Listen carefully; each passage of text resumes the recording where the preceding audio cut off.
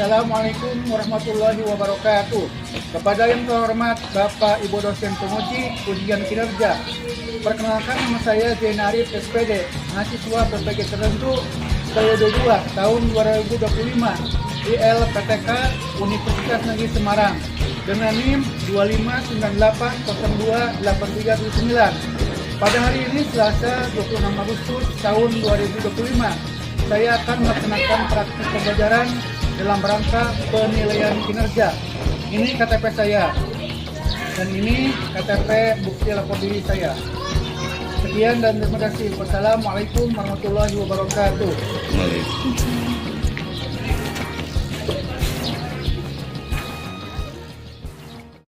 Nah, sebelum kita mulai, silakan ketua kelas untuk berdoa dulu. Siapa dulu silakan. Sikap berdoa.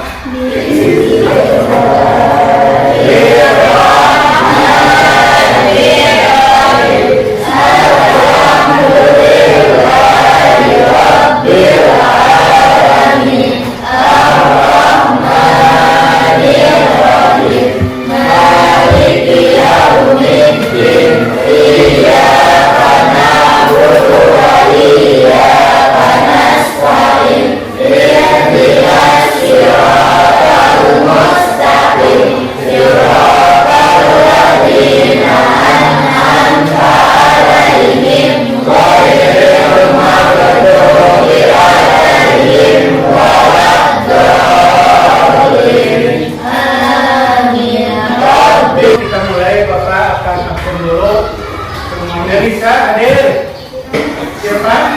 Hadir, ada. Kemudian Muhammad, kemudian Leon, Angga.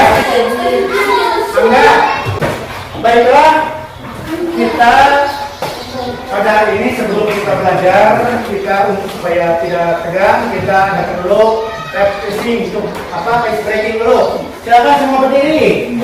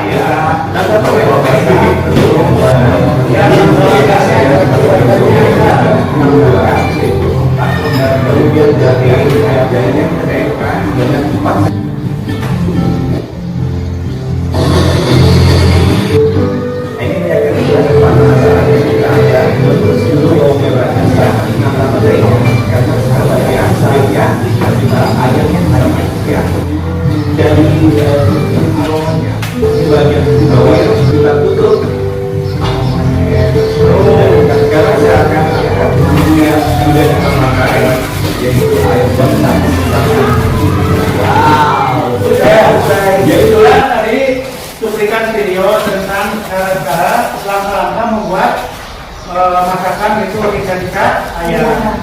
Nah, yang ini pertanyaan, apa yang kalian pikirkan tentang video tersebut? Bagaimana lagi? Ya. Apa yang kalian pikirkan dari video tersebut? Ayo. Apa lagi? Dari makan, apa lagi? Ayo. Ada?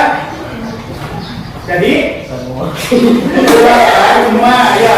Jadi yang kita lihat dari video tersebut adalah bagaimana langkah-langkah cara-cara untuk membuat masakan yang dibuat tadi. Nah, kita sekarang masuk kepada apa? Penjelasan, karena sudah kita lihat dari tadi tentang videonya, kita masuk kepada materi tentang teks prosedur. Jadi ini ada hubungannya dengan teks prosedur, langkah-langkah cara pembuatan sesuatu. Ini.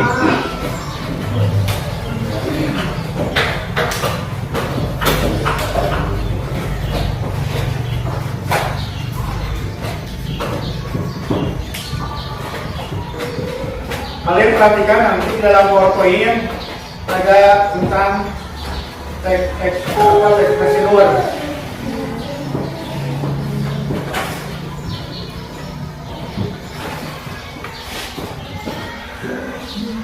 Nah, ini adalah memahami teks prosedur atau panduan langkah. Apa itu teks prosedur, yang tahu? Ada? Apa? Nah, ini. Apa itu teks prosedur? Teks prosedur adalah jenis teks yang dirancang untuk membantu pembaca langkah-langkah demi langkah dalam proses kegiatan atau mencapai tujuan tertentu. Jadi di dalam sebuah kegiatan, baik yang bersifat pembuatan makanan, pembuatan misalkan perakitan, ini ada prosedur yang harus kita pahami. Atau misalkan di rumah, bagaimana cara memasang menyalakan TV, ini ada cara-caranya. Jadi ini ada prosedurnya, yaitu teks prosedur yang dirancang untuk membantu pembaca langkah demi langkah agar kalian paham cara menjalankannya. Jadi itu asal diacak, tapi ada proses bagaimana cara langkah pembuatan atau menjadikan sesuatu. Nah, di sini definisi inti teks yang menjelaskan urutan langkah atau tahapan untuk melakukan sesuatu secara berurutan. Jadi kita urutkan. Ada pembeli misalnya siapkan bahan, siapkan barangnya apa, jadi diurutkan. Kemudian ada tujuan utama. Jadi memastikan pembaca dapat melakukan sesuatu kegiatan dengan benar dan tepat. Dan sehingga orang yang melihat, mendengarkan tidak bingung. Ketika kita membuka atau membaca sebuah panduan, ketika kita memberikan informasi, jadi orang lain paham dengan panduan yang kita buat. Itu. Paham ya? Paham? Sekali lagi, apa itu teks prosedur? Adalah teks yang dirancang untuk membantu pembaca langkah demi langkah dalam pembuatan sesuatu. Nah, kemudian ini adalah struktur prosedur. Jadi setiap teks prosedur yang efektif memiliki 3 bagian utama yang saling mendukung untuk memberikan panduan yang jelas.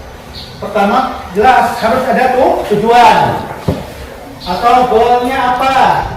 Jadi tujuan itu di bagian ini menjelaskan hasil akhir yang diharapkan atau apa yang ingin dapat dilalui dalam prosedur yang akan dijelaskan, sehingga ditemukan judul atau paragraf pembuka gitunya. Kemudian yang kedua, disiapkan bahan, alatnya, materialnya apa. Nah, kita kalau sudah ditemukan judulnya, pasti kita membutuhkan bahan apa saja. Daftar semua perlengkapan bahan atau alat yang digunakan untuk melakukan prosedur. Kita misalkan membuat mie ayam, apa saja bahannya harus sudah siap. Kemudian langkah-langkahnya, step by step. Jadi dari mulai tahapan pertama apa? Jadi ada langkah-langkah pertama, kedua sampai penyajian. Itu. Nah, di dalam teks prosedur tentu ada Ada bahasa yang kita gunakan supaya dapat dipahami oleh pembaca. Jadi ada bahasa yang harus dimengerti. Pertama ada kalimat perintah. atau imperatif. Itu menggunakan kata kerja yang menyatakan perintah. Biasanya dalam tulisan itu ditandai apa? Perintah. Dengan tanda tanda tanya, betul? Betul? Kemudian kata aksi menggambarkan tindakan fisik yang harus dilakukan. Contoh, masak, campurkan, gulung, itu berarti ada sebuah perbuatan. Jadi yang jelas di dalam bahasanya itu ada sebuah perintah kepada yang membaca agar melakukan sesuatu. Berarti ini ada kalimat perintah yang aktif. Kemudian kalimatnya yang selanjutnya adalah kalimat present tense, yaitu di dalam bahasa itu sederhana, dapat dipahami oleh yang membaca. Kemudian ketika dibaca begitu mengerti orang yang membaca. Paham? Ya. Selanjutnya ada kata penghubung, maksud atau konjungsi temporal. Jadi biasanya ditentukan, silakan, ditentukan berapa menitnya dalam sebuah pembuatan sesuatu. Paham ya? Siap? Siap? Jadi ngantuk, perlu ini lagi, refresh lagi. Nah, ini contoh teks prosedur cara membuat nasi goreng. Nanti kalian bisa dibikin seperti ini. Pertama, misalkan lihat di sini. Di sini ada gambar apa? Nasi apa? Nasi putih apa lagi? Mangkok. Kecap. Nah ini bahannya.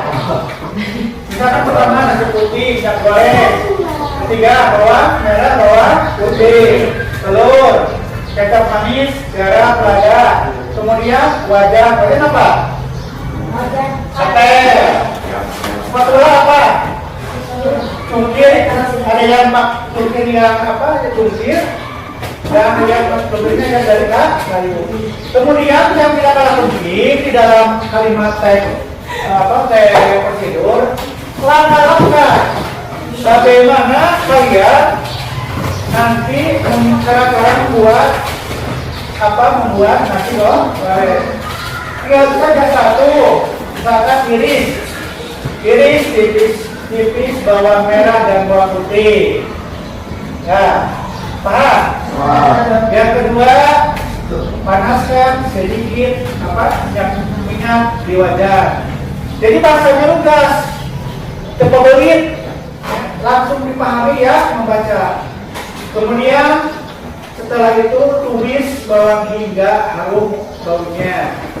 Selanjutnya masukkan telur, kemudian diorang-arik hingga matang. Diorang-arik ya. Kemudian masukkan tambahkan nasi, garam, lada dan kecap manis. Kemudian aduk rata hingga semua bahan tercampur sempurna dan nasi menjadi panas. Ya, sediakan nasi goreng selagi hangat, bisa ditambahkan kerupuk atau bisa diminum. Ini kalian pasti paham, ya, pasti paham. Nah, kemudian apa sih teks prosedur